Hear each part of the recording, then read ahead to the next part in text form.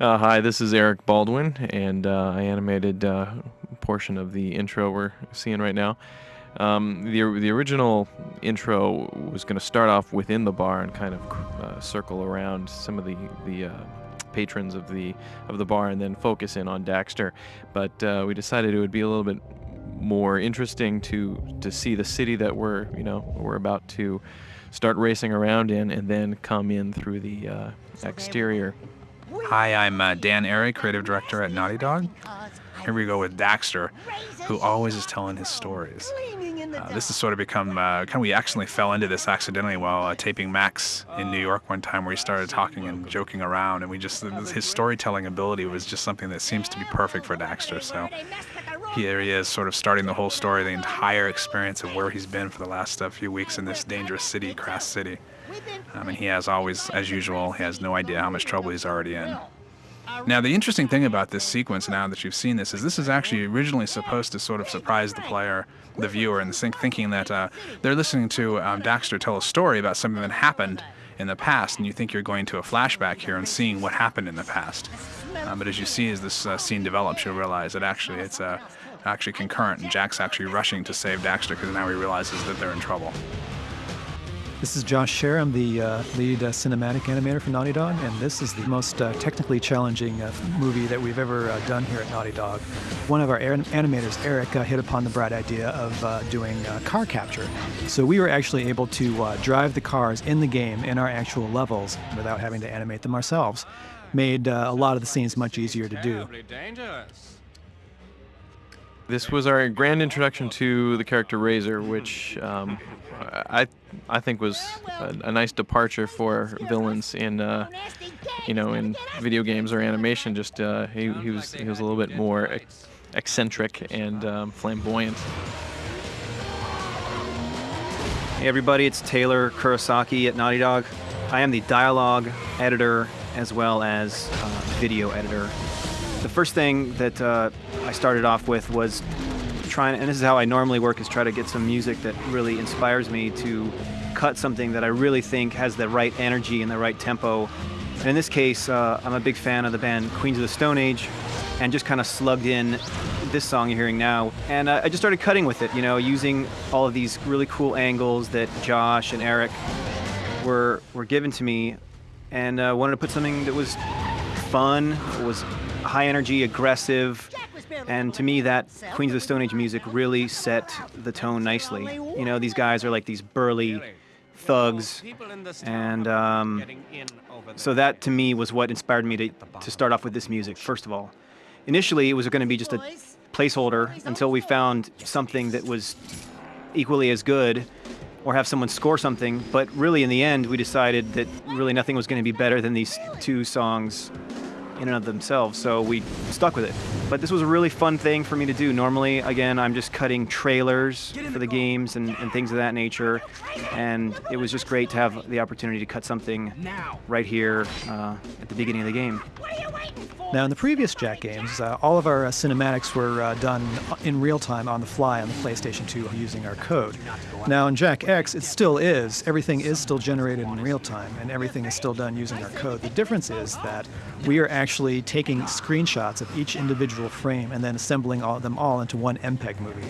The reason we're doing this is simply because there's not enough memory in the PlayStation 2 to go back and forth between the levels like we're doing in this particular movie.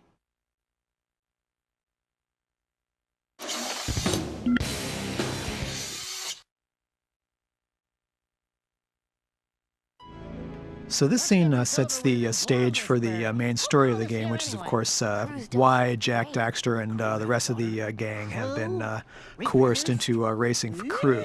Now this, of course, is also our introduction to Crew's daughter, Rain, who, as you can see right here, must have gotten her looks from the mom's side of the family. We'd actually wrestled a little bit with her character design for a while. We were thinking about making her a little bit more, shall we say, Rubenesque, but the Naughty Dog female character design standard won out in the end. Now, this scene is also interesting because this is really the first scene where we took advantage of the fact that we were essentially screenshot capturing all of the scenes instead of playing them back in real time. And this enabled us to do a hologram effect that pretty much would have been impossible to do, or at least not look nearly as cool visual in real time on the PlayStation 2. So essentially, this is a scene is composited much like a film special effect would be composited. What we had to do was create two separate scenes. One scene that had all of the characters except crew in it, and then another scene that had just crew in it against a purple-black background. And what we were able to do is extract crew from the purple background and then superimpose him over the scene that you see here. Now, obviously, all these guys do not want to be working for crew because most of them worked for crew in Jak 2 and didn't find him to be a particularly savory fellow. But as crew says right here, he's put poison on all of your drinks. One of the things that we were sort of debating at the very beginning of the project was how exactly were we going to get crew to coerce everybody into working for them. And we came up with a bunch of different ideas. And ultimately, the reason I think we went with poison is because rather than something impersonal, such as, like, say, I've put a bomb somewhere, or I have secret information on you, and things like that, poison is not only deadly, but it's also much more direct and much more personal to each of these characters. So as you can see, everybody's getting pissed off at Rain, and we set up the who can we really trust in this game sort of dynamic.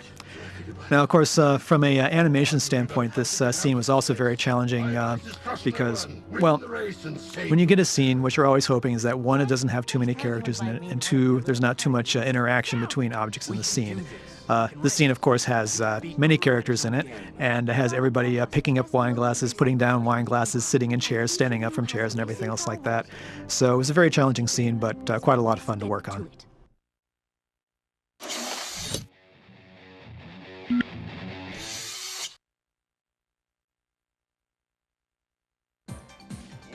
This is Jason Martinson's scene, and my job sometimes is to help these guys out with their staging. A lot of times at Naughty Dog, the animators choose their own the way they want to approach the scene. In this case, I told Jason, look, this is the first time that these guys are going to be racing, so we need to have more energy. They need to look like that they're actually nervous. A lot of times we call these scenes bouncing heads or flapping gums, and in this case, Daxter particularly, since he doesn't really have anything going on, I told Jason, why don't you have him look up medical files, and the direction I gave him was he was literally looking up some sort of venereal disease. That way you can kind of play it off as to poison or whatever, and a lot of times subtle clues like that will give the animators an impression of what the character is going after. It doesn't necessarily have to be exactly what is on the character's mind, but something similar would be ideal. So that, I think, helped Jason out in terms of what the characters could be doing. Otherwise, because of the hitting our 30 seconds a week insanity of trying to maintain these animations, a lot of times the characters are rooted to the ground, and anytime that we can get the characters to move around, it just it helps us out with getting more life in the scene. And here's an example of the GT cam. And incidentally, this was not GT's original design. The original design was almost pre-Jak 1 era. So we had to kind of change it based on not fitting in. So that's my cut.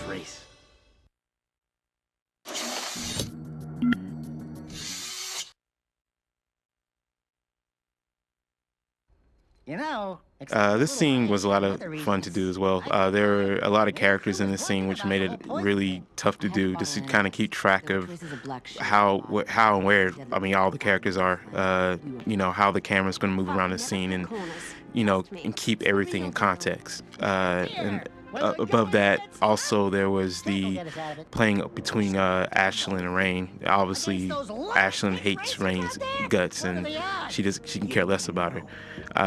So it was interesting to play that as well. And plus, with another moment with Daxter freaking out, which is always a lot of fun to animate as well. Here had better win, or I'm gonna be very pissed and very dead.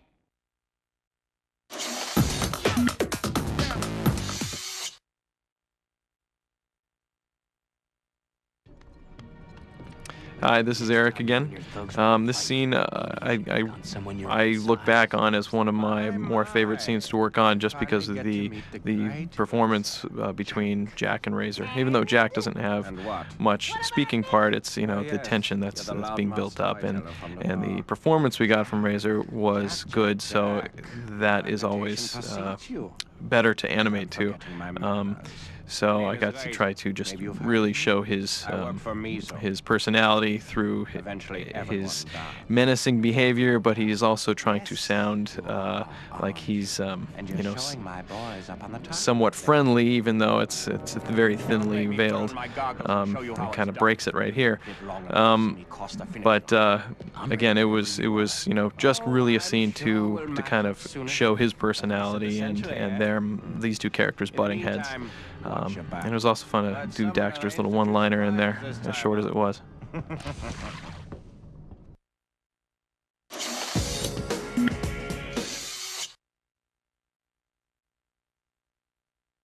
Hello, this is Eric again, and this scene we get our first introduction to Pecker in this game, and hopefully it's as much of a treat for the audience as it is for us.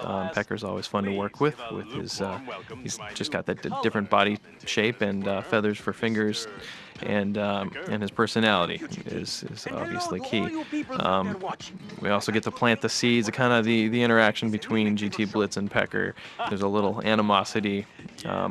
At this point in the story, what we know is that Pecker's kind of stepping on his toes and taking over his gig in some terms. But he also starts talking about the back plot of Mizo, and as we find out later in the game, Blitz, it doesn't really want that revealed. And we got just a little bit of Daxter's reaction to seeing Pecker again. They're friends with a little bit of animosity between them. So, as friendly as it is, it's fun to just kind of play that up. We see Blitz has got a toupee. I wonder if that's gonna reveal anything.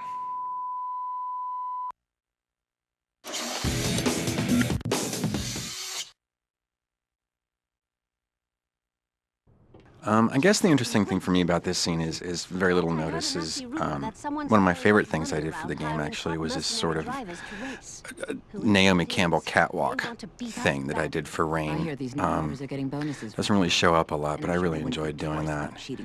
And I tried to keep that consistent, that sort of attitude with her consistent throughout.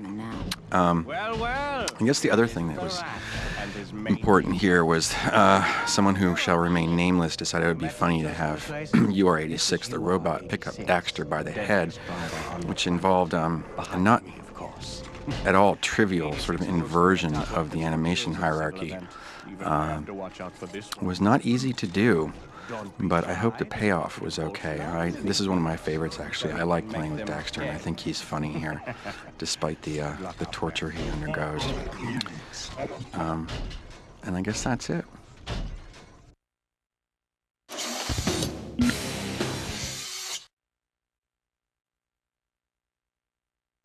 One of the new bits of technology we created for this game was the ability to stream textures off of objects in the background.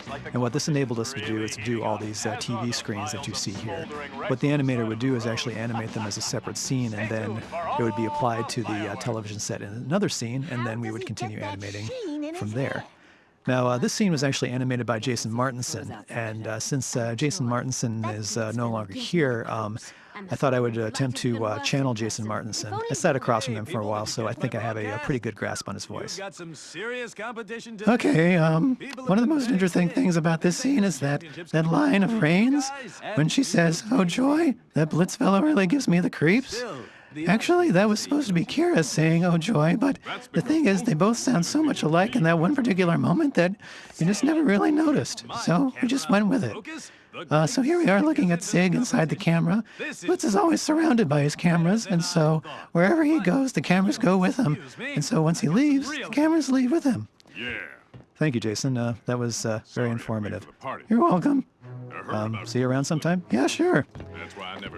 So anyway, here comes Sig, who is the only one who is smart enough not to go to the crew meeting. We had actually talked about the fact that he was here after having received a care package from crew posthumously, but then we just decided that at least one character needs to be smart enough not to drink the poison.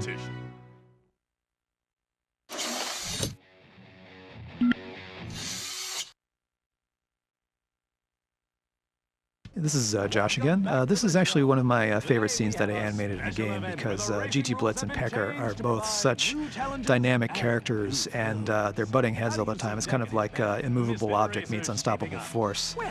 The other fun thing I had to do with this scene is I got to pull some images from the Jak archives. That one of Jak fending off Kira and Ashlyn, of course, was one I made up specifically for the scene. The other fun thing about using still images is that it means less for me to actually animate. Yay! This is one of my favorite bits with the shaky cam and Pecker and GT Blitz sort of fighting for the camera here. My wife says I make that face sometimes when I'm unhappy. And just lots of fun animation. And of course, I have to throw an obscene gesture into the game at some point, so here it is.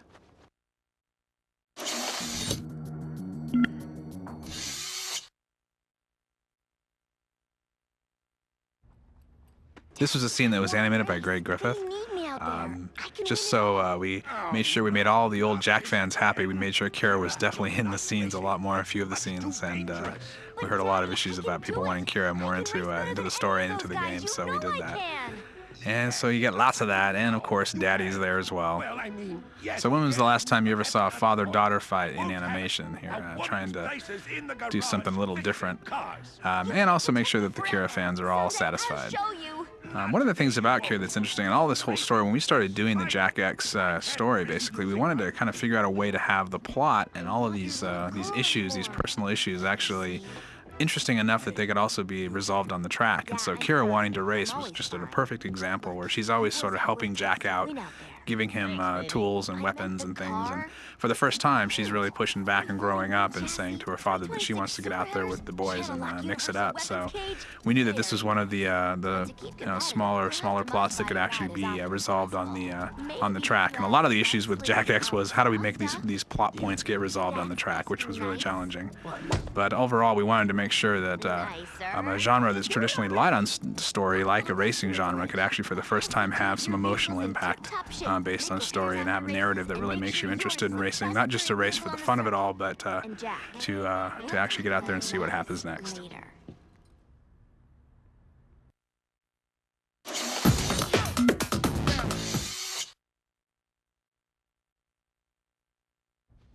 Okay, what we have here is a scene with Jak and Rain and Daxter here, and Jak's explaining the complications of the race. Of course, Rain doesn't clearly understand, so Daxter comes in and explains it to her. And she looks kind of stupid here, and Daxter's just making her look like a fool. And so soon Cleaver arrives, and he adds more anxiety on top of what's going on here in this scene. But of course, Jak and Dax are taking this stride, and they are totally cool with Cleaver. Cleaver does not affect them in any way whatsoever. As you can see here, Daxter is making fun of Cleaver here too. And so Cleaver is like, I'm going to get you guys if it's the last thing I do, as he walks off the screen.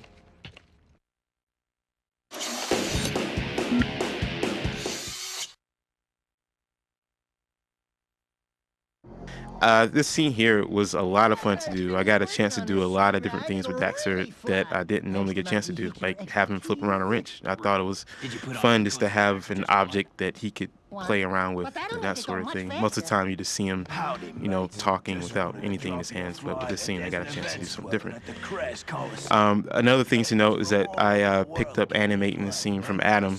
He left midway through the scene, so I tried to match my animation to what he did earlier, and he did mostly the first part of Cleaver walking in and basically blocked off the rest of the scene.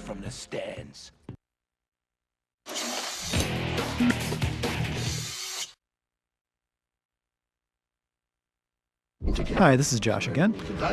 This is, of course, one of the big plot reveal moments in the game where we learn that Crew isn't just having Jak race just for the heck of it, but in fact he's made a bet with Mizo.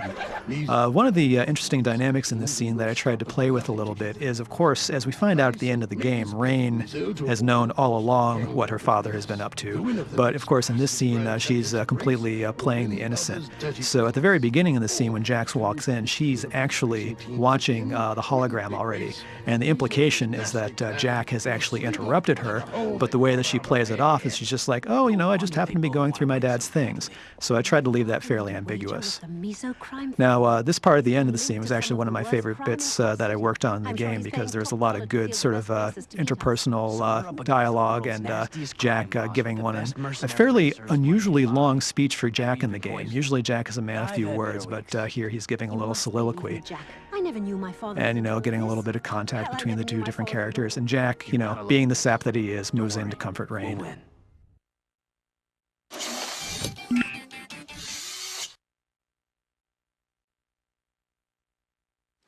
I'm out there with you. So this is kind of an interesting scene we put together.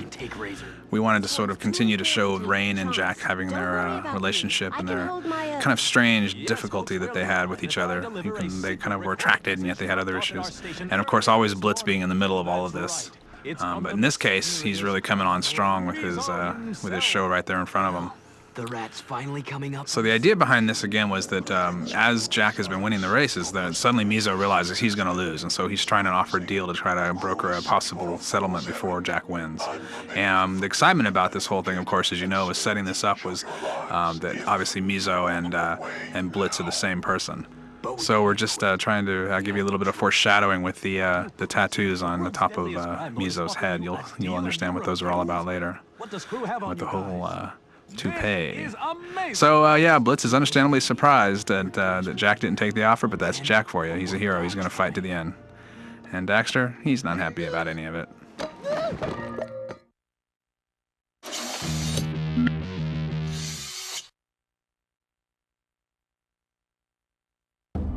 Here's another scene with GT Blitz, sort of more of a quiet, intimate scene, considering we have so many flamboyant scenes with him. This is him a little bit in a much more toned-down manner. We wanted to kind of show both sides of him. What's interesting about this scene, actually, is this kind of giving you a tip of the iceberg of a much bigger plot element that we had to sort of excise slowly from the game. We just didn't have, we had too much going on, and we didn't have enough on-screen time for everything. Actually, GT's father, this whole issue and the idea of referencing his father was really because we were going to actually expand on the idea that there was sort of a plot going on and some red herrings that people wondered who had actually killed him, who had killed GT's father. It turns out GT did. So this was going to be both a red herring and a surprise in the story.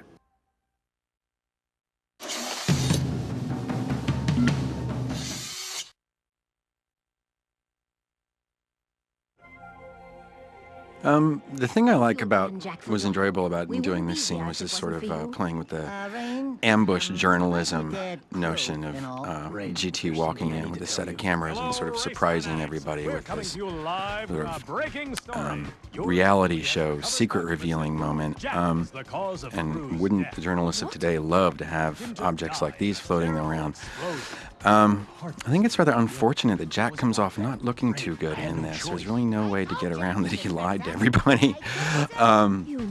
But it was fun to do, and I like putting GT's face in the camera like this. I think he's a fun character, despite everything. And once again, I get to do a little bit of Who are you? Little princess catwalking with Rain here, and a little bit of attitude with her, which I kind of like. Right there, and I love this moment of hers. You wouldn't understand. As if we haven't all seen that from somebody somewhere. I'm used to taking care of myself.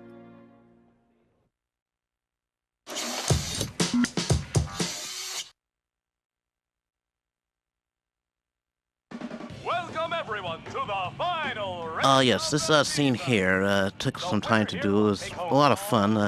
Another scene with all the characters here, and this dynamic is the last final boss race here, and we're going to go into the race. And we see Blitz here talking about the race and that sort of thing. I think what I was trying to show was the, the anxiety on the faces of the characters, and the inner conflict between Rain and Ashlyn. And then Cruz shows up to show that much more on top of it. And I think I did a pretty good job. I approach these scenes with a sort of necessity, the urge to animate, and I think I enjoy that very much. Got your back, Jack. And I've got yours. At this point, you can see Jack scolding Rain a little there, and Kira, you're not going. at the end of the scene, everybody comes together and says, "Hey, we're going to do this for the better of all of us and for all better good." Let's do this. And hopefully, they will succeed. Right in the groin. Let's make Mizo pay.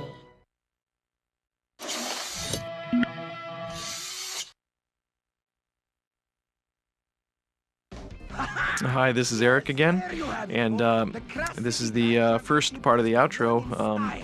There's a challenge in staging this in that when Blitz comes up to the crowd at the end, he has to be oblivious to the cameras being on him. So as he reveals his whole grand scheme and plan, he has to, feel safe in that. So when I staged the beginning, I had these crane shots, or the helicopter point of view, almost showing their relative situation, their relative positioning on the stage, which is the death drum here.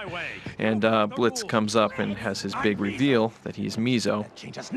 There was an element in the script that we ended up opting not to use, where the Mizo part of his personality was actually kind of a split personality, and he had a little dialogue with himself as he, was resolving that. It just seemed to be a little bit too complicated to explain and present in such a short scene.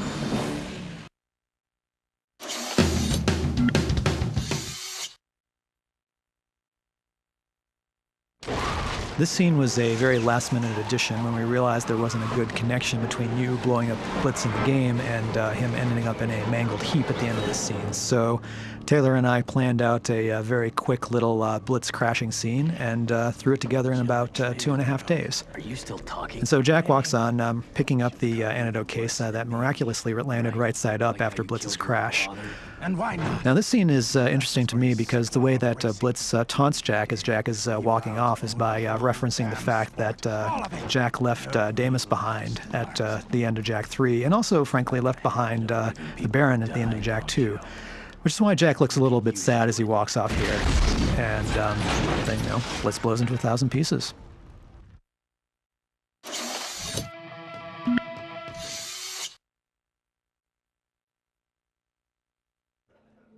So this is the outro, and we wanted to, again, try to bring in more energy to these scenes, given our 20 seconds a week mandate, which always goes into 30 seconds a week, of course.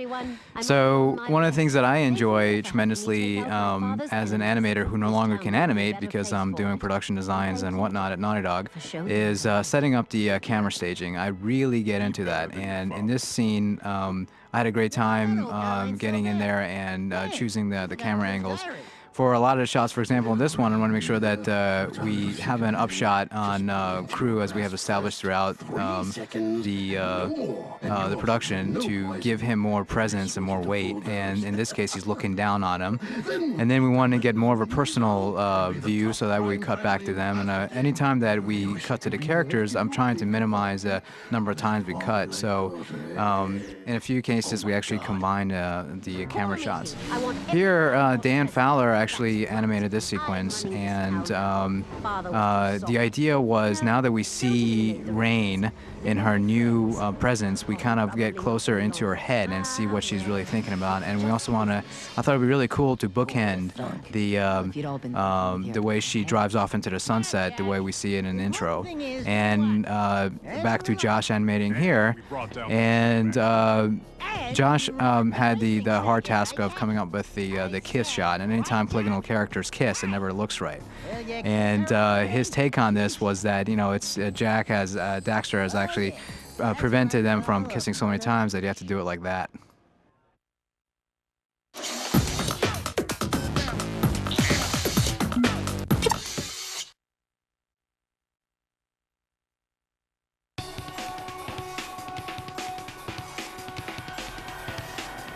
La prochaine fois que vous cherchez la bagarre, choisissez plutôt quelqu'un de votre taille. C'est plutôt quelqu'un de votre taille. C'est plutôt quelqu'un de votre taille. Parfait. Je rencontre enfin le grand pilote Jack. Parfait. Je rencontre enfin le grand pilote Jack. La prochaine fois que vous cherchez la bagarre, choisissez plutôt quelqu'un de votre taille. Parfait. Je rencontre enfin le grand pilote Jack. Je m'appelle Razor. Ça te dit quelque chose? Je travaille pour Mizo. Comme tout le monde, d'ailleurs. Ah, vous voilà, Jack. Vous prenez des couleurs. Vous avez bien raison. Je vous trouve pas l'eau à l'écran. Vous, les débutants, vous allez enfin comprendre de quoi je parle. Ce qui fait de notre sport le plus regardé du monde. Vitesse époustouflante et danger absolu. Vous, les débutants, vous allez enfin comprendre de quoi je parle. Ce qui fait de notre sport le plus regardé du monde. Vitesse époustouflante et danger absolu. Bienvenue sur le GT Blitz Show. Ma première mission pour la chaîne est d'enquêter sur la rumeur à propos du super pari sur le grand championnat de cette année. Mais oui, bien sûr. J'ai comme l'impression que ça va être super de travailler avec vous. Merci, Super Blitz. Oups, pardon. Espèce de sale oiseau de...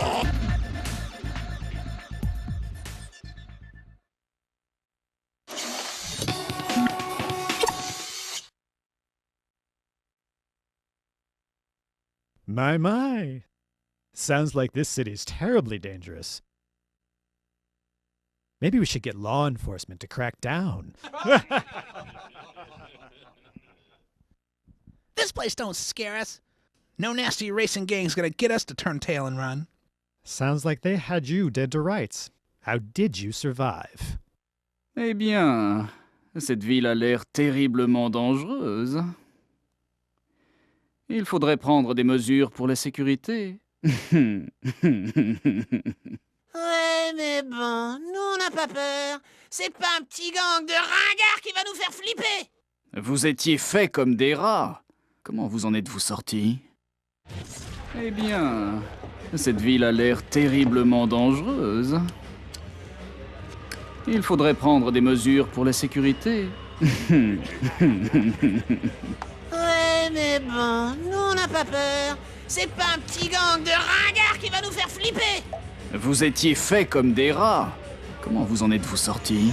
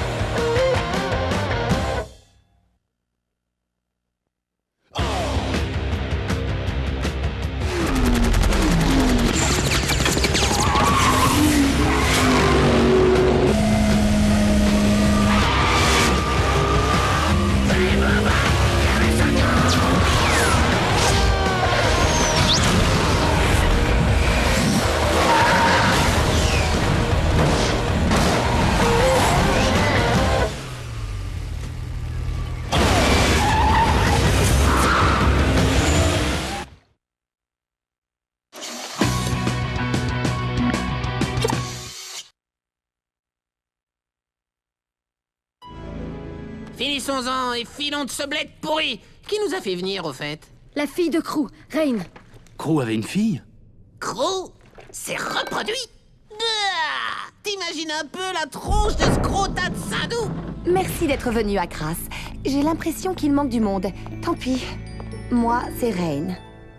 Les dernières volontés de mon père étaient simples. Que l'on diffuse son testament à ses plus proches associés. Et que nous tous buvions à sa disparition.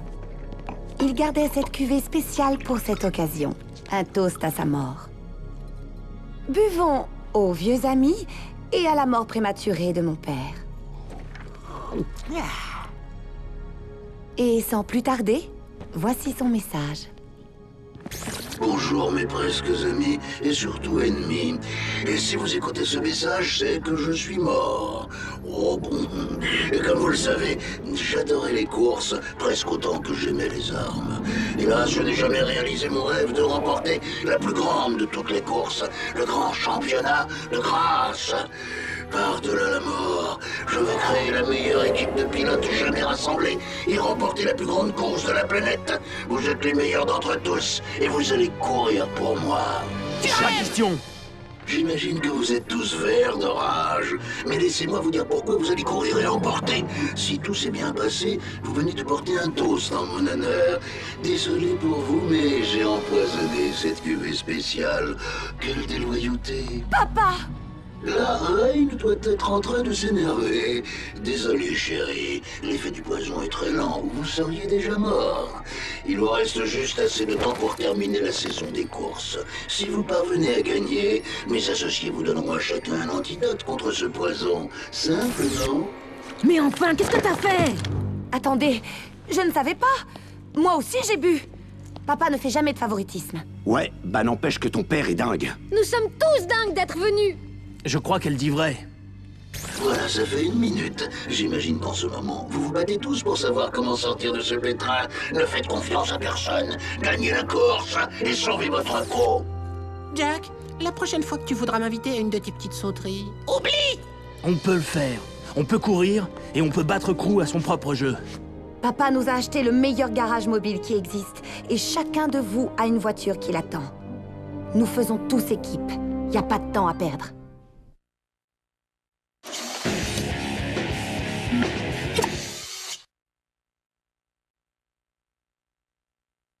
Tu es une vraie bête, tu sais. Oh, Daxter, tu es incroyable. Quoi?